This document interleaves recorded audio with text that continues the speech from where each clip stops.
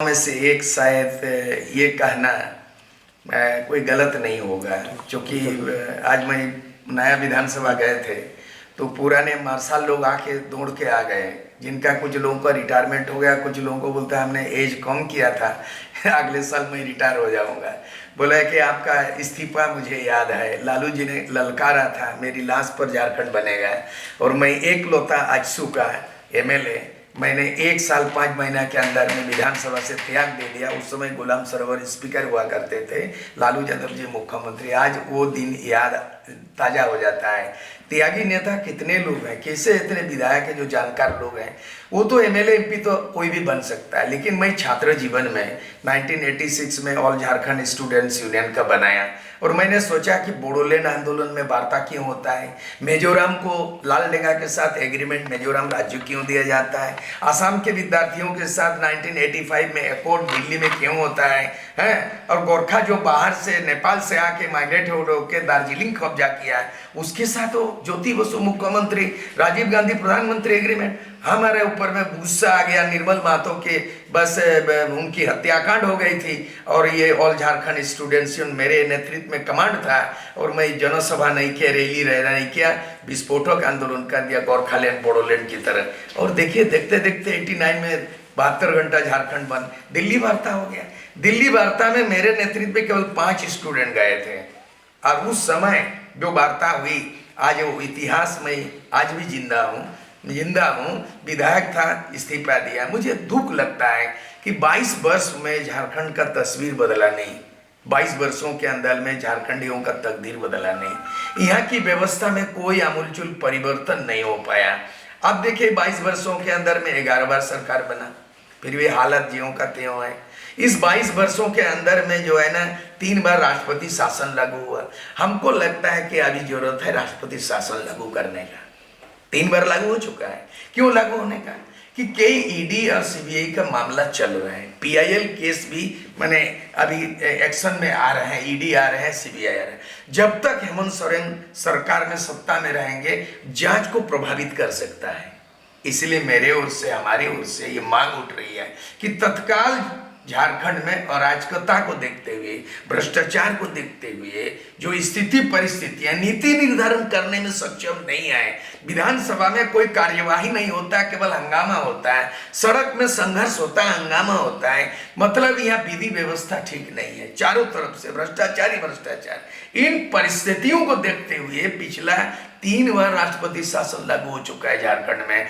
आज का माहौल को देखते हुए मैं मांग करता हूं, राज्यपाल, नया राज्यपाल आए हैं, कि वो अनुशंसा करे और इस सरकार पे बैंड लगा दे, और उसके बाद निष्पक्ष तरीके से ईडी, सीबीआई, जितना एजेंसी उसको जांच करे। दूसरा मांग कर रहे हैं कि विधायक लोगों को 1 साल में 5 करोड़ का विधायक फंड मिलता है, विधायक निधि बोलता है। पहले इतना नहीं था रकम, मैं जहां तक विधायक था उस समय उतना नहीं था, एमएलए फंड नाम का चीज नहीं था। आजकल का झारखंड में एक विधायक को 1 साल में 5 करोड़ मिलता है, 5 साल में 25 करोड़। 25 करोड़ रुपया गांव का तस्वीर बदल देगा जी, लेकिन गांव का और गांव ग्रामीणों का तस्वीर नहीं बदला, विधायक का तकदीर बदल गया जी। मैं ये मांग करना चाहता हूं कि ये जांच के परिधि में विधायक फंड आना चाहिए। यह 81 एमएलए का कितना रुपया हो गया है, मल्टीप्लाई कर लीजिए। 81 एमएलए है और 25 करोड़ 5 साल में, इतने ह्यूज मनी का जांच नहीं होता है जी, ऑडिट नहीं होता है। मैं डिमांड करता हूं कि विधायक फंड 5 करोड़ का मामला में ऑडिट किया जाए, जांच किया जाए, और जितना भी विधायक लोग हैं 5 साल के अंदर में, ये लोग जो है लिपापति करता है, चुनाव लड़ते समय झूठा एफिडेविट देता है, इसलिए अभी जो है विधायक लोगों का आय से अधिक धन संपत्ति का मामला बनता है। बंधु तिर्की का आय से अधिक धन संपत्ति में विधायक का चले गए ना, बहुत सारी उदाहरण है विधायक का चला गया। लेकिन ये जो राजनीति है कि विधायक की विधायिका चले जाएंगे तो बेटी को विधायक बना देते हैं, और कोई पत्नी को विधायक बना देते हैं। तो इस तरह का परिवारवाद में बर्बाद हो गया झारखंड। अब शिबू सोरेन का देख लीजिए, परिवारवाद देख लीजिए, कौन परिवार छूटा हुआ है। बहू देख लीजिए सीता सोरेन, बेटा देख लीजिए बसंत सोरेन, उसके बाद इर्द गिर्द जितना है रिश्तेदार, कोई राज्यसभा, कोई लोकसभा चले गया सब आदमी। अभी मुझे एक चीज है, कैबिनेट में एक डिसीजन लिया कि दुर्गा सोरेन विश्वविद्यालय होगा। क्या विश्वविद्यालय होगा? ये बताइए, दुर्गा सोरेन आंदोलनकारी नहीं रहा है? शिबू सोरेन का बेटा हो सकता है, मुख्यमंत्री का भाई हो सकता है। मैं भी पढ़ा लिखा आदमी हूं, नीति सिद्धांत का बात करता हूं। प्रतिक्रिया ये है, लोगों को भी प्रतिवाद करना चाहिए कि दुर्गा सोरेन कोई झारखंड आंदोलनकारी नहीं है, कोई शहीद नहीं हुआ। बॉर्डर में लड़ाई करके कई लोग शहीद हुआ, झारखंड आंदोलन में कई लोग कुर्बान दिया है। निर्मल महतो के नाम से शहीद विश्वविद्यालय हो सकता था। उसके बाद और भी ऐसे आदिवासी लोग हैं, मूलवासी लोग हैं। बड़ा आश्चर्यजनक क्या निर्णय ले रहा है, दादा और दादी के नाम से चल रहा है। कौन चीज का धोती सड़ी योजना भी है, मुख्यमंत्री 5 रुपया खाना में भी उनके दादाजी के नाम से। ये परिवार बात इस तरह चले, बर्बाद हो चुका है। इसीलिए एकमात्र विकल्प है कि राज्य में राष्ट्रपति शासन लागू किया जाए और निष्पक्ष रूप से ईडी करे। मेरे जानकारी में झारखंड हाईकोर्ट में 500 से ज्यादा PIL हुआ है, जनहित याचिका दायर किया गया। ये तमाम चीज प्रभावित किया जा रहा है। दूसरा चीज है रिंग रोड। आप एक बार देख लेते हैं, देख लिए जो रिंग रोड बना है, रिंग रोड का विकास देख सकते हैं आप। रांची राजधानी सेंटर में है और रिंग रोड देख लीजिएगा तो विकास सफेद सफेद दिख रहा है। ब्लैक मनी सफेद हो गया बिल्डिंग के नाम से। ब्लैक मनी से आदिवासी जमीन में आखिर बना क्या? ये भव्य, ये जो घर द्वार बना है सब आदिवासी जमीन। तो आप आदिवासी के नुमाइंदे हैं जी, नाम से आदिवासी मुख्यमंत्री आप हैं। लेकिन ये आदिवासी के लिए भी मैं ये संदेश देना चाहता हूँ। 5 तारीख को एक आदिवासी का रैली हुआ, वो अपने हक के लिए कम, किसी समुदाय के लिए विरोध ज्यादा प्रकट किया गया। ये 12 तारीख को फिर आदिवासी का एक मुहिम जुटान हो रहा है। अपने अधिकार के लिए कम बोलेंगे और किसी समुदाय का अधिकार के बारे में उसको बम्बू करेंगे। आज मैं ये सवाल पूछना चाहता हूं कि पेशा कानून 1996 में बना हमारे गांव में, हमारे राज्य। पेशा कानून अगर इम्प्लीमेंट हो जाता, भारत का संविधान का 73वां संशोधन लागू हुआ, छत्तीसगढ़ में एक नया मॉडल बना है। हमारे गांव में हमारा राज्य पंचायत से अलग हट गया है। जल जंगल जमीन, सबका जमीन उसी में निहित किया गया, समाहित कर दिया गया। यहाँ पेशा कानून एक्ट नहीं बना है।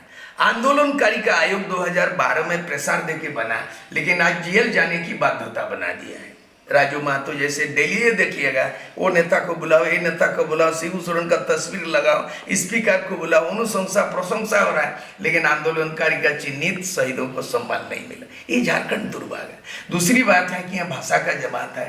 हाल में गुजरात में एक नई विधेयक पास किया है, गुजरात जहाँ से नरेंद्र मोदी आते हैं, उसका गृह स्टेट है, राज्य है, वहाँ पे बना है कि गुजराती भाषा अनिवार्य कर दिया है।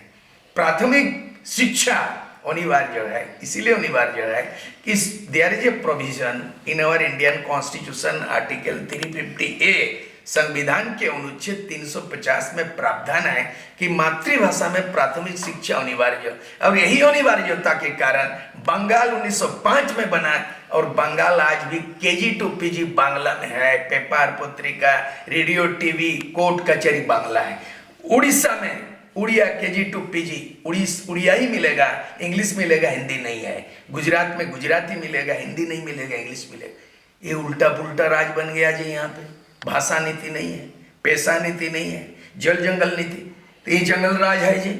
इसीलिए टोटलिटी में ये होगा कि 2024 सामने में है। मैं भाषण सुन रहा हूँ, लोबिन हेम्ब्रम भी सरकार के विरोध में है, मैं भाषण देख रहा हूँ जयराम महतो का भी। मैं इन तमाम ताकत को एकजुट करने का आह्वान करना चाहता हूँ। हम बदलाव चाहते हैं, 2024 में तीसरा विकल्प चाहते हैं। हम एक जयराम महतो से भी ये कह रहे हैं, पार्टी बनेगा नहीं बनेगा, एक फ्रंट बने। आज जरूरत इस बात का है कि बीजेपी गठबंधन यूपीए एनडीए गठबंधन है और कांग्रेस गठबंधन केंद्र में यूपीए गठबंधन है। और झारखंड में भी यहाँ 2 गठबंधन है, एक भाजपा गठबंधन है और एक जेएमएम गठबंधन है। हम चाहते हैं तीसरा गठबंधन बने। ये अपील कर, बहुत बड़ा पॉलिटिकल इंपोर्टेंस है ये शब्दों में, क्योंकि वही ढाक के 3 पार। रामगढ़ में उपचुनाव हुआ, अब इतना गाली दिया लड़का लोग भी, सरकार को इतना गाली दिया, वो गाली को जनता समझ लिया और गाली दिया, इधर जनता हाथ ताली दिया, बदलाव हो गया। तो जिसको जो है चोर को हराना था, डकैत को चुन लिया। एक कहावत है, चोर को भगाना था, डकैत का साथ हो गया। तो सब चोर चोर मुसेरा भाई। ये वर्तमान झारखंड अली बाबा 40 चोर का है। अली बाबा एंड 40 थीव्स। अली बाबा एक है, मुख्यमंत्री अली बाबा है, और 40 है चोर। मतलब 41 होने से सरकार बनता है। 81 में अगर साधारण मेजोरिटी बोला जाएगा, मैं आंकड़ा देखा हूँ, 81 टोटल सीट है। सरकार बनाने के लिए 41 चाहिए। वन को इधर कीजिए, 40 + 1 हो गया अली बाबा, अब 40 हो गया चोर। तो वर्तमान सरकार एक मुख्यमंत्री अली बाबा और 40 तो चोर। माफ कीजिएगा, विधायक भी बिकाऊ है, माफ कीजिएगा, नौकरशाह भ्रष्ट है। इसीलिए वर्तमान झारखंड बिकाऊ विधायकों के हाथ में बागडोर और भ्रष्ट नौकरशाहों के हाथ में शासन प्रशासन कहां से बचेगा। इसीलिए 2024 में विकल्प, एकमात्र विकल्प चाहिए। और जयराम महतो के नौजवान को कहेंगे, नौजवान को सामने आना पड़ेगा। लोबिन हेम्ब्रम विरोध में, जेएमएम के विरोध है, जेएमएम के फोल्डर में है, सरकार के विरोध में है। मैं उनसे अपील करता हूं, अगर ये शक्ति एकजुट हो जाए और बाकी सरकार के विरोधी, तो लोबिन हेम्ब्रम का एक ग्रुप जितना भी आंदोलन कर रहे हैं मुद्दे आधारित, अच्छा है, मैं बधाई देता हूं। उसे हम खुश हैं कि मुद्दे उठा रहे हैं। जयराम महतो भी भ्रष्टाचार से लेकर अत्याचार सब बखान कर रहे हैं, लोगों को कह, इन शक्ति को राजनीतिक ध्रुवीकरण करना पड़ेगा। और तीसरा मंच हम लोग बना रहे हैं, हम लोग बना चुके हैं, झारखंडी खतियानी मोर्चा बना लिया है हम लोग। हम अपील कर रहे हैं इसके बाद। ये जो ध्रुवीकरण होगा, इसका अगुवाई कौन करेगा? क्योंकि जो भी है, जयराम महतो से भी बात हुई, वो बोले वेट एंड वॉच। लोबिन दास से भी बात हुई, वो बोले हमारा जो आंदोलन चल रहा है ये चलता रहेगा। तो सवाल ये उठता है कि इस ध्रुवीकरण का एक जगह को कौन लाएगा? मतलब एक चीज है, सूत्रधार तो होना चाहिए। जैसे उन लोगों ने कहा वेट एंड वॉच, मैं बोलता हूँ बेट एंड कैच, बेटिंग करो और कैच करो। तो कौन आदमी है? सूर सिंह बेसरा एक ऐसे व्यक्ति है। लोबिन हेम्ब्रम मेरे उम्र के हैं, कई बार एमएलए बना, एमएलए और भी लोग बनेंगे, उससे भी ज्यादा रिकॉर्ड है एमएलए। सूर सिंह बेसरा वैसा एमएलए जो झारखंड मुद्दे पे त्याग दिया विधानसभा, बिहार विधानसभा। सूर सिंह बेसरा विधायक बनने के पहले झारखंड की आवाज को, जो दिल्ली वार्ता में समझौता हुआ, तो प्रधानमंत्री राजीव गांधी, गृह मंत्री बूटा सिंह से बेसरा जी के नेतृत्व में उनके कॉलम से कोड है 1980 भारत सरकार का दस्तावेज में है। तो मैं कौन करेगा? कौन दिल्ली में घंटी कौन बात? क्या सूरज सिंह बेसरा अपील करना चाहते हैं? सूत्रधार का काम मैं करूंगा। कौन बनेगा मुख्यमंत्री वो बात की फैसला होगा, लेकिन कैसे बनेगा गठबंधन, सूर सिंह बेसरा पहल कर रहा है। ये आज से ऐलान कर रहा हूं। जयराम महतो का जो नौजवान लोग उभर पड़ा है, वो तारीफ काबिल है। वो और भी उनको चाहिए कि संथाल हो, मुंडा हो, ये 28 गो सीट आदिवासी रिजर्व सीट, उनमें से नेता को तैयार करना होगा। 9 गो दलित सीट है रिजर्व सीट, मुस्लिम को भी सीट देना होगा। महिलाओं को हम चाह रहे हैं 50% महिलाओं को दें, ये आज से हम घोषणा करना चाहते हैं। और हम लोग जून तक ये आवेदन संग्रह करेंगे पूरा, इसमें हम लोग सुपारी करेंगे, या बिल्कुल करेंगे सबसे। और जून तक, 30 जून तक एक फाइनल होगा। 2-3 महीना जगह जगह जाके आवेदन लेंगे, स्क्रूटनी करेंगे, और करने के बाद जुलाई में मैंने माना जाए कि जुलाई में वो 30 जून को ही घोषणा करेंगे। 30 जून को ही सिद्धू कानू हुल महादिवस है। 30 जून को कैंडिडेट लोगों का राजनीतिक रणनीति घोषणा करेंगे रांची से, तीसरे मोर्चे की ऑफिशियली, और चुनाव लड़ने की पूरा रणनीति घोषणा पत्र तैयार हो जाएगा।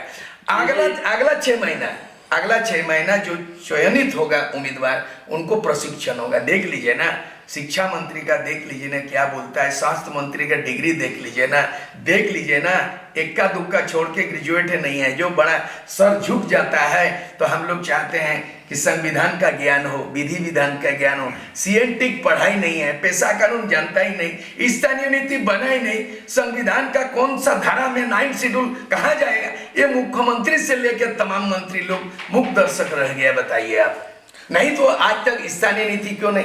1932 बोल रहा है, 1932 सर्वमानक नहीं है, सर्वमानक। दादा, एक सवाल उठता है, अभी आपने विधायक फंड पे सवाल उठाया, क्या इस मुद्दे को लेकर आप पीआईएल करेंगे? न्यायालय की शरण में जाएंगे, पीआईएल करेंगे, इसकी जांच की मांग करेंगे, ऑडिट की मांग करेंगे? हम लोग बहुत अच्छा बात है कि जनता को आगाह करेंगे, जनता को जागरूक करेंगे। साथ ही साथ एमएलए फंड जो 5 करोड़ मिलता है एक साल में, उनका जो है ऑडिट किया जाए, जांच किया जाए, उसके लिए पीआईएल करेंगे। विधायक फंड के लिए पीआईएल करेंगे। कब तक? बस आज बोले तो हम लोग प्रोसेस शुरू कर देंगे हम लोग, उसके बाद कागज कलम तैयार होगा, पीआईएल करेंगे उस पर। दूसरा चीज हो गया कि ये जो स्थानीय नीति का 1932 का है, फिर बोल रहे हैं कि हम 60-40 कर रहे हैं, एक बकवास वाली बात है। यहाँ 3 नीति की आवश्यकता है, समझदार की बात है, संविधान में सारा चीज है। एक तो होगा कि आपको आरक्षण नीति होगा, ST SC OBC, उसके बाद आपको जाना होगा स्थानीय नीति। स्थानीय नीति को रोजगार से नहीं जोड़ा जाता है, संविधान में वैसा है, सुप्रीम कोर्ट हाई कोर्ट ने फैसला दिया है, ये लोग अध्ययन नहीं करता है। स्थानीय का मतलब है जब भारत का नागरिक कौन होगा, भारत का नागरिक होने से नौकरी मिलेगा क्या, भारत का नागरिक होने से बिजनेस मिल जाएगा क्या, लक्ष्मी बरसेगा क्या। झारखंड में मूलवासी कौन है ये पहचान का बात है, अभी तक समझा ही नहीं MLA सरकार नहीं समझा। बहुत बारीकी बात बता रहा हूँ। भारत का नागरिक कौन होगा वो आर्टिकल संविधान का 5 में है, संविधान के अनुच्छेद 5 में है, डोमिसाइल नीति बोलता है उसको, भारत का नागरिक कौन हो सकता है, ठीक है। उसी तरह अनुच्छेद आर्टिकल 16(3) में है कि झारखंड के मूलवासी कौन है, उसका पहचान का अगर खतियान है तो 1932 मानक नहीं है, 1932 बोकारो धनबाद का है। हम कोल्हान से आते हैं, 3 जिला होता है, 1964 का है। अभी हम लातेहार पलामू का रिपोर्ट लिया, 1992 का है, मतलब संतालपन का अलग है। मतलब बिहार में 1982 में बना था वो विभाजित बिहार में कि जिला के अंतिम सर्वे में जिन व्यक्ति या उनके पूर्वजों का नाम अंकित है उसी को जिला के दायरे में स्थानीय व्यक्ति माना जाएगा। स्थानीय व्यक्ति माना जाएगा, स्थानीय व्यक्ति को नौकरी मिलेगा, वो गलत बात है। नौकरी आरक्षण नीति है, ठीक है। और नियोजन नीति का बात है, संविधान के 309 में प्रावधान है कि राज्य सरकार यहाँ के आरक्षण के अलावे बाकी जो 50% है संविधान के 309 के तहत इस यहाँ के लोगों को वो दे सकते हैं राज्य सरकार। उसके लिए 9 शेड्यूल संविधान के 9वें अनुसूची में केंद्र सरकार को पाले में बोल फेंकने की आवश्यकता नहीं। यहाँ बोल जो फेंक दिया 9 शेड्यूल, कहाँ बोल फेंका, राज्यपाल तो यहीं फेंक दिया। लेकिन अब जो बातें आ रही हैं कि जो नई नियोजन नीति जो कैबिनेट से पास हुई है, हालांकि अभी उसकी घोषणा नहीं हुई है, माना जा रहा है कि 13 मार्च को विधानसभा में इसकी घोषणा की जाएगी मुख्यमंत्री के द्वारा। तो उसमें कहा जा रहा है कि 60-40 का जो रेशियो है ओपन टू ऑल, जैसे पहले था 2016 के पहले जो नियोजन नीति थी, उसी नियोजन नीति को फिर से नहीं चलेगा, वो भी नहीं चलेगा। क्यों नहीं चलेगा? नहीं, इसीलिए नहीं चलेगा कि अलग अलग राज्यों में नियम बना हुआ है। मैंने ये स्थानीय नीतियों को ड्राफ्ट किया हूँ। इसका वैकल्पिक में मैंने सबको निजी विधायक के रूप में मैंने भेजा इसको, ठीक है। इसमें सब चीज है, इनमें मुख्यमंत्री तक चला गया, बंधु तिर्की चला गया, उनकी बेटी नेहा तिर्की चला गया, और इनका जो है ना वंदना डाडेल चला गया, मुख्य सचिव सबको दी। इसमें क्या चीज है, मैंने पूरा हाई कोर्ट, सुप्रीम कोर्ट, देश के 29 राज्यों का अध्ययन करके इतना छोटा पेपर में मैंने सब दे दिया। ये स्थानीय नीति, नियोजन नीति सर, इसको अवलोकन किया नहीं उन लोगों ने। ये 60-40 का मामला यहाँ पे नहीं है। मामला ये है, अगर आंध्र प्रदेश का देखा जाए आर्टिकल 371D में कि नीचे से लेके टॉप टू बॉटम तक IAS छोड़ करके टोटल आंध्र प्रदेश के लोगों को मिलेगा, वो 60-40 का नहीं है। दूसरी बात, वहाँ का भाषा जानना जरूरी है। यहाँ का भाषा में जो अभी हाल फिलहाल में किया है, 15 भाषा कोई माने रखता है? 15 भाषा, 15 बच्चा का माँ बाप का क्या हाल होता है? बंगाल में एक बांग्ला है अनिवार्य और इंग्लिश है, बाकी वहाँ कोई हिसाब किताब नहीं। उड़ीसा में वैसे ही, सब स्टेट में। यहाँ ठीक है, हिंदी इंग्लिश होता है और रीजनल लैंग्वेज को पढ़ाई लिखाई करते हैं, लेकिन आप रीजनल लैंग्वेज में इंग्लिश मिला दिया इंटरनेशनल लैंग्वेज को, बहुत गलत है। संस्कृत को आप यहाँ किस आधार पर संस्कृत कर दिया? संस्कृत की अनिवार्यता क्या चीज़ है इस जगह झारखंड में? और जगह में संस्कृत हो सकता है हिंदी भाषी भाषा में, यहाँ तो मुंडा को, आपने बिरसा मुंडा को आदर्श माना है कि नहीं? तो सवाल ये उठता है कि नियोजन नीति कैसा हो? नहीं, मैं तो बता रहा हूँ, इसमें सब कुछ है। नियोजन नीति आपका है, नियोजन नीति आर्टिकल 309 में है, ठीक है। स्थानीय नीति आर्टिकल 16(3) में है, ठीक है।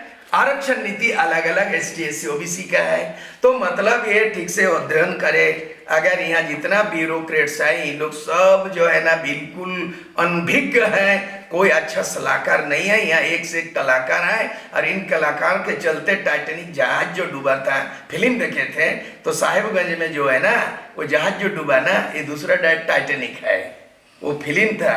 वो रील के थे, यहाँ रियल के डूबा है। वो रील के थे, टाइटैनिक रील के डूबा, लेकिन साहिबगंज में रियल के डूबा। और ये सबको लेके हम तो डूबेंगे सनम, सबको लेके डूबेंगे। तो एक सर्वमान्य भाषा पे क्या आम सहमति बनेगी? नहीं, ऐसा है, संविधान का आर्टिकल 345, 346, 347 में जाइए, उसमें बहुत सा है कि कोई भी क्षेत्रीय भाषा जगह विशेष में उसको राज्य सरकार में राजभाषा के रूप मान्यता दे सकते हैं। संथाल पन्ना में संथाली भाषा चलेगा, मुंडा एरिया में खूंटी में रांची में उसका मुंडारी भाषा होगा, लोहारदगा कुड़ुक लोग है, उराम लोग है, उनकी मातृभाषा कुड़ुक चलेगा, कोल्हान चाईबासा इलाका में हो भाषा। ये कौन आदमी समझाएगा? कौन स्कूल कॉलेज में लोग MLA MP लोग बैठा हुआ है? संविधान पढ़ ले, वहां पे बोलता है कि क्षेत्रीय भाषाओं को क्षेत्र के हिसाब से उसको आपको राजभाषा का दर्जा दे सकते हैं, इस तरह का दर्जा दे सकते हैं आपको। यहाँ भारत देश के अंदर में अभी 24 गो भाषा को 8 शेड्यूल कर दिया सबको प्रोविजन। आपका झारखंड में जो लैंग्वेज लिटरेचर है इसको आप पठन पाठन में लागू कीजिए। सबसे बड़ी गलती इस बात का है, बिरसा मुंडा का भाषा क्या है? बिरसा मुंडा को आदर्श माना 15 नवंबर जन्मदिन में झारखंड स्थापन, लेकिन बिरसा मुंडा को माला अर्पण करते हो क्या? इंग्लिश में श्रद्धांजलि देते हो क्या? हिंदी में नमन करते हो? बिरसा मुंडा अबुआ दिसुम अबुआ राज इनिदे कजिले देना, इना लैंग्वेज में मुंडारी लोग आज भी देश आजाद हुआ, अंग्रेज के खिलाफ लड़ाई लड़ा, लेकिन बिरसा मुंडा के नाम से राज्य का गठन हुआ। बिरसा मुंडा का मातृभाषा में मातृभूमि में मातृभाषा लागू नहीं। इससे सबसे ज्यादा लज्जा शर्म की बात है कि यहाँ का लैंग्वेज को इस धरती में किसी भी स्कूल कॉलेज में नहीं लिया गया है। हिंदी और बांग्ला तो राष्ट्रभाषा हिंदी है, इंग्लिश तो इंटरनेशनल है, ये संस्कृत तो इच्छिक विषय है, मैं पढ़ूंगा तो पंडित बनूंगा, लेकिन शिक्षा का माध्यम मातृभाषा में गुजरात हो सकता है, बंगाल हो सकता है, सब जगह, झारखंड में क्यों नहीं हो सकता? 2003 में माननीय झारखंड हाईकोर्ट ने जो रूलिंग दिया है उस रूलिंग को कोई फॉलो नहीं कर रहा है। अध्ययन करे, विद्यार्थी हो, विद्वान हो, उसमें लिखा है कि 1982 में जो लागू किया गया था बिहार पुनर्गठन जो अधिनियम बना, उसकी धारा 85 है 85, उसमें कहा गया क्योंकि बिहार का विभाजन हो रहा है इसलिए बिहार से झारखंड नया राज्य बनेगा। बिहार के अंदर में जो नियम अधिनियम परिनियम अधिसूचना लागू था धारा 85 के आधार पर उसको अंगीकृत कर सकता है। कितना MLA MP मैं चुनौती दे रहा हूं, इस एक्ट को पढ़ा है क्या? पार्लियामेंट में पास हुआ, राष्ट्रपति मोहर दिया, उसी को अंगीकृत किया था बाबूलाल मरांडी। उसमें लिखा गया था कि जिला के अंतिम सर्वे सेटलमेंट में जिन व्यक्ति या पूर्वजों का नाम अंकित है उसी व्यक्ति को उसी जिला में, संताल परगना को संताल परगना का मूलवासी, सिंहभूम का आदमी को सिंहभूम मूलवासी, खूंटी का को खूंटी। ये क्यों नहीं समझा MLA MP मंत्री लोग आज तक? उसमें माननीय हाईकोर्ट ने कहा केवल खतियानी नहीं, इसके साथ परंपरा, सामाजिक और स्थानीय भाषा को उल्लेख करना चाहिए। ये 2003 का देख लीजिए ऑर्डर को, उसको जोड़ने से स्थानीय नीति और इसमें नियोजन नीति सब आ जाता है। बुनियाद मैं वहां लेना चाहता हूँ 1982 अविभाजित बिहार और 2003 में माननीय झारखंड हाईकोर्ट का ऑर्डर, दोनों को एक करो। सूर्य सिंह बेसरा अपील कर रहा है, वही सर्वमान्य होगा। 1932-64 बोलने से नहीं होगा। जो जिला में जब अंतिम सर्वे हुआ उसी मानक होगा, उसी स्थानीय मानक होगा, एकदम मानक। तो मतलब इस पर जैसे कि आप बोल रहे हैं कि जयराम महतो के साथ अब मिलकर एक पार्टी का हम लोग ये तैयारी कर रहे हैं चुनाव लड़ने की, तो इस पे संबंध में आप लोगों को दोनों में बन सकती है? नहीं, मैं अपील किया हूँ अभी अपील किया हूँ कि जयराम महतो भी हो, अलग प्लेटफॉर्म की जरूरत नहीं है, तीसरा विकल्प की जरूरत है। एक तो JMM गठबंधन है जो सत्ता में है, एक BJP गठबंधन में है, तीसरा विकल्प आप लोग ला रहे हैं। और इन लोग दोनों ही एक थाली के चट्टे बट्टे हैं, पक्ष विपक्ष दोनों एक पक्ष है। इन लोग क्योंकि जब जरूरत पड़ेगा मिलीजुली सरकार बना लेंगे।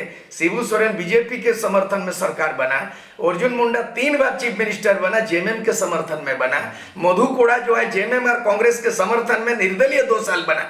यहाँ का कोई ठीक ठिकाना नहीं है, ये लोग कुछ भी कर सकते हैं, इन लोग का नीति सिद्धांत कुछ नहीं है, ये लोग चरित्र माने बिल्कुल नेतृत्वहीन, चरित्रविहीन और माने नैतिकता विहीन आदमी लोग हो गया है। इसीलिए मैं राष्ट्रपति शासन का मांग इसीलिए कर रहा हूं। हम चाह रहे हैं, लोबिन हेम्ब्रम बोल रहा है, मैं सूर सिंह बेसरा भी बोल रहा है, जयराम महतो भी बोल रहा है, एक मंच में बोलो और तब जो है ना एक साथ चलो, एक मंच में बोलो एक साथ चलो, यही 2024 का तीसरा विकल्प हो। आदिवासी का अपना मुद्दा पेशा कानून 96 से लागू नहीं हो, इसके लिए लड़ो आदिवासी भाई लोग। CNT एक्ट, SPT एक्ट उल्लंघन हुआ है, उसके लिए बनो। फॉरेस्ट एक्ट जो है वन अधिकार 2006 में जमीनी पट्टा देने का है, जंगल का अधिकार यहाँ के गांव के लोगों को दे, उसके लिए लड़ाई लड़ो। भ्रष्टाचार इतना ज़्यादा हो गया है, ईडी छापामारी कर रहा है, CBI छापामारी कर रहा है, आय से अधिक संपत्ति, जो भी MLA बना, MP बना, मंत्री बना, सब आय से अधिक धन, इसके लिए लड़ाई लड़ो। एक कुर्मी जाति को अगर आदिवासी में शामिल करना चाहते हैं, उसको संविधान के मौलिक अधिकार का हनन क्यों करोगे, क्यों विरोध करोगे? हम सारना धर्म कोड मांगते हैं, कोई हिंदू आके बोलेगा खबरदार मत मांगो, तुम सनातन है, तुम मांग नहीं सकते हो। कभी कोई हिंदू आया, सारना धर्म मानने वाले के बीच में कोई अड़ेंगा आया?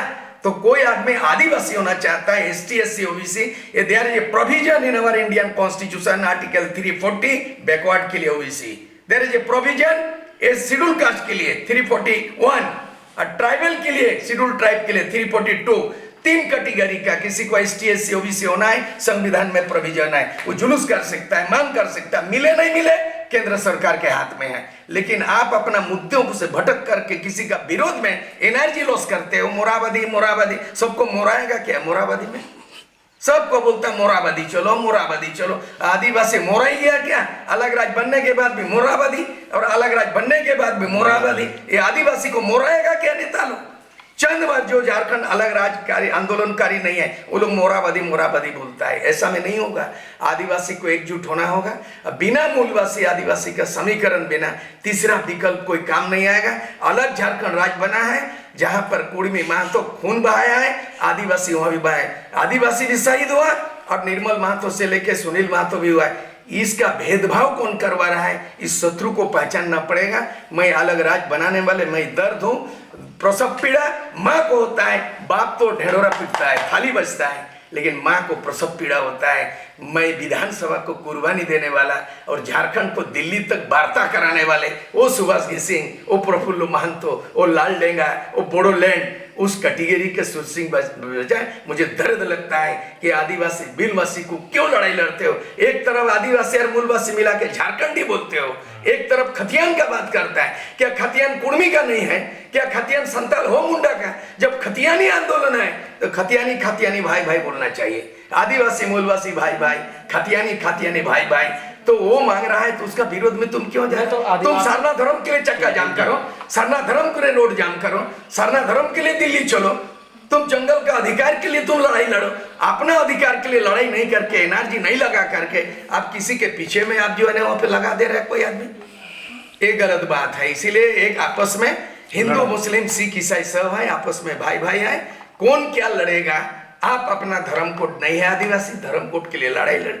आपका भाषा यहाँ लागू नहीं है, अतिक्रमण हो रहा है, उड़िया बांग्ला आ रहा है, संस्कृत आ रहा है, इसके विरोध में आंदोलन करो, इस आंदोलन में एनर्जी लॉस्ट करो और आंदोलित करो आदिवासियों को। और उसका खिलाफ इसका खिलाफ आपस में लड़ने से भाई भाई में झारखंड बर्बाद हो चुका है और जो कुछ बचा है सब ले लेगा।